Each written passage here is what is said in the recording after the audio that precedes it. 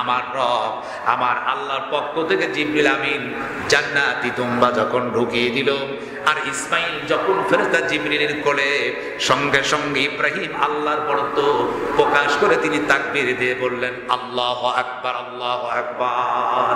ইব্রাহিম আল্লাহু আকবার, আল্লাহু আকবার, আল্লাহ বড়, আল্লাহ মহান, আল্লাহু আকবার, আল্লাহু আকবার তাকবীর যখন দিয়ে দিলেন, ইসমাইল আলাইহিস সালাম তখন জিবরিল আমিনের কোলে তাকিয়ে দেখলেন তার বাবা আমাকে কুরবানির জন্য আনলো, অথচ আমার পরিবর্তে জান্নাতি দুম্বা কুরবানি হয়ে গেল। আমার বাবা সে আল্লাহর মহত্ব তিনি প্রকাশ করবেন আল্লাহু আকবার, আল্লাহু আকবার। সঙ্গে সঙ্গে ইসমাইল আলাইহিস সালাম জিবরিল আমিনের কোল থেকে বলে ফেললেন লা ইলাহা ইল্লাল্লাহু আল্লাহু আকবার। জবান দিয়ে যখন বের হয়ে গেল, পিতা এবং পুত্র, ছেলে এবং বাবা দুইজনের কণ্ঠে আল্লাহ তাকবীর শোনাতে জিবরিল আমিন খুশি হয়ে গেলেন। সঙ্গে সাথে বললেন আল্লাহু আকবার লিল্লাহিল হামদ। আল্লাহর প্রশংসা করে জিবরিল আমিন তার প্রশংসা করে ফেললেন, জোরে বলুন সুবহান। তিনজন মিলে খুশি হয়ে যে তাকবীর দিল, আমার রব আল্লাহর কাছে এত চয়েসফুল হয়ে গেল, আমার রব আল্লাহ খুশি হয়ে গেলেন।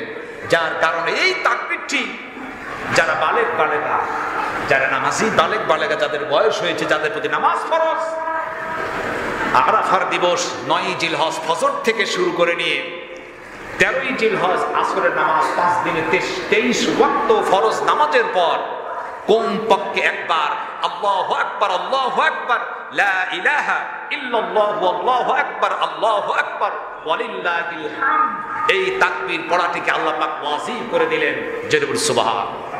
যখনই জিলহজ মাসে চাঁদ উদিত হয়েছে, তখনই আমি বুঝতে পেরেছি যে আমাদের প্রতি কিছু করণীয় কাজ অপরিহার্য হয়ে পড়েছে। এই জিলহজ মাসের করণীয় কাজের মধ্যে কিছু গুরুত্বপূর্ণ কাজ ছিল, গত জুমাতে বলেছিলাম।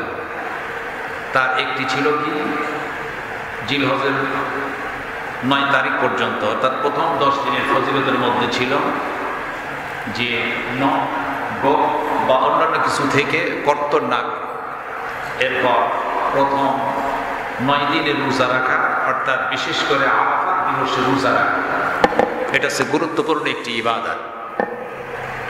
তো যতগুলো ইবাদত আছে এর মধ্যে গুরুত্বপূর্ণ ইবাদতের কথা বলেছিলাম। তো এই জিলহজ মাসের চাঁদ যখন উদিত হয়েছে, তখন আমাদের জন্য কয়েকটি কাজ অপরিহার্য। তার মধ্যে একটি কাজ হচ্ছে আরাফার দিবস ফজর থেকে শুরু করে নিয়ে 13ই জিলহজ আসরের নামাজ পর্যন্ত 5 দিনে মোট 23 ওয়াক্ত নামাজ, আইয়ামে তাশরিক, তাকবীরে তাশরিক আল্লাহ পাক ওয়াজিব করে দিয়েছেন। 5 ওয়াক্ত নামাজের, ফরজ নামাজের পর আইয়ামে তাশরিক কমপক্ষে একবার তেলাওয়াত করাটা আল্লাহ পাক কি করেছেন, ওয়াজিব করে দিয়েছেন। এরপর 10ই জিলহজ জামাতের সহিত ঈদের মাঠে গিয়ে ঈদুল আজহার নামাজ আদায় করা, এরপর চতুষ্পদ জন্তু আল্লাহর রাহে কোরবানি করা। এই যে কিছু করণীয় কাজ যেটি বান্দার জন্য আল্লাহ পাক অপরিহার্য করে দিয়েছেন। কোরবানির ঈদের আগের যে কতিপয় কাজ রয়েছে, তার মধ্যে আইয়ামে তাশরিক, যেটা আমরা তাকবীর দিয়ে থাকি, যেটাকে ওয়াজিব করা হয়েছে।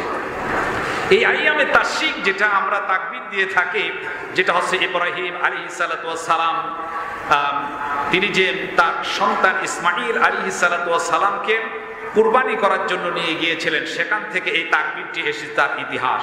সেটি হচ্ছে ইব্রাহিম আলাইহিস সালাতু ওয়াস সালাম যখন আল্লাহর নির্দেশে তার সন্তানকে, গত জুমাতে আমি আলোচনা করেছি, তো তার সন্তানকে কুরবানির জন্য মিনা ময়দানে নিয়ে গেলেন এবং অলরেডি কি করতেছেন, কোরবানি দিচ্ছেন। কারণ আল্লাহ পাক বললেন আসলিম, সারেন্ডার করো, আসলামতু লিরাব্বিল আলামিন।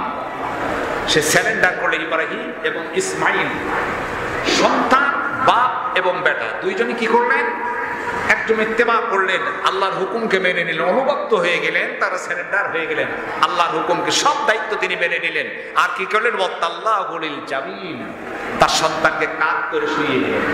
ইসমাঈল আলাইহিস সালাম কি করলেন, কাঁধ করে শুইয়ে দিলেন।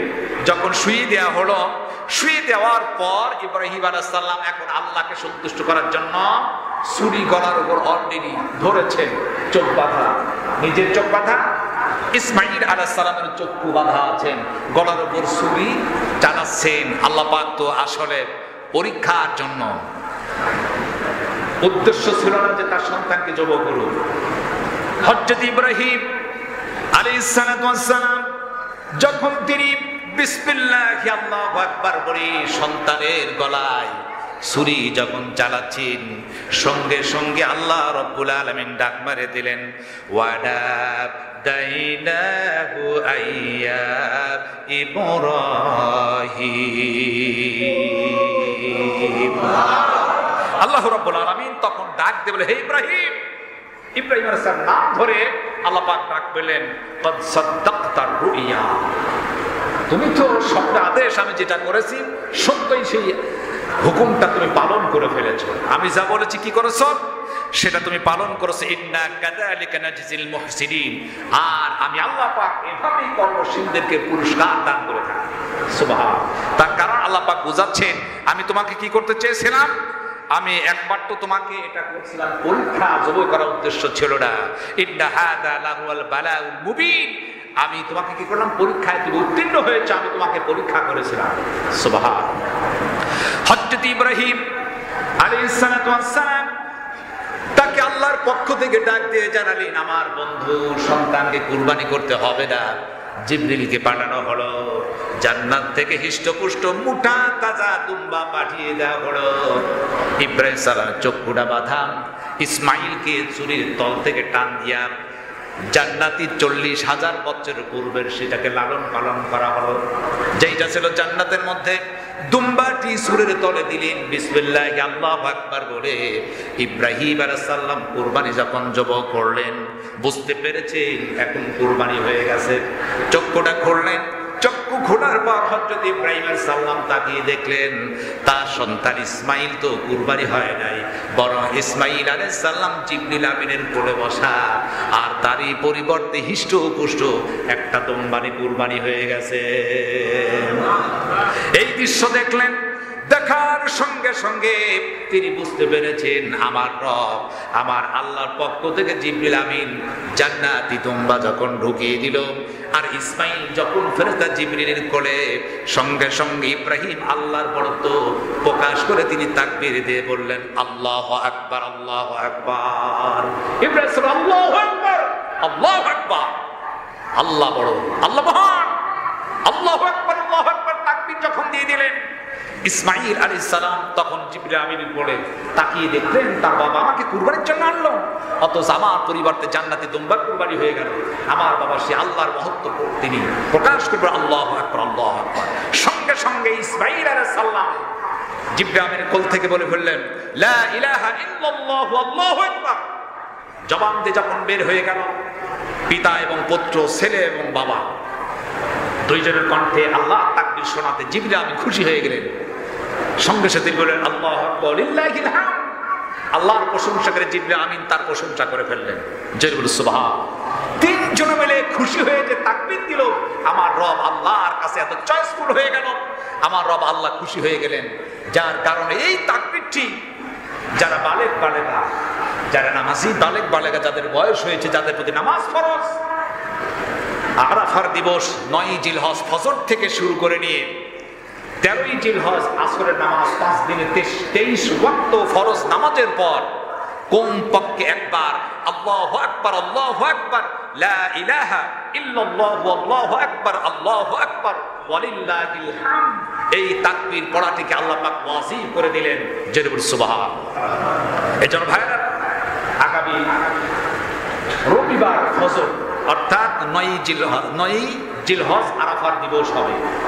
আমরা ইনশাআল্লাহ রবিবার ফজর থেকে শুরু করে আমরা 13 তারিখ কি হচ্ছে, কি বার হয়, অর্থাৎ 13 তারিখ পর 5 দিন, কি বার হচ্ছে ওই দিন, সোমবার হচ্ছে 10, সোম, মঙ্গল, বুধ, বৃহস্পতি, সম্ভবত বৃহস্পতি।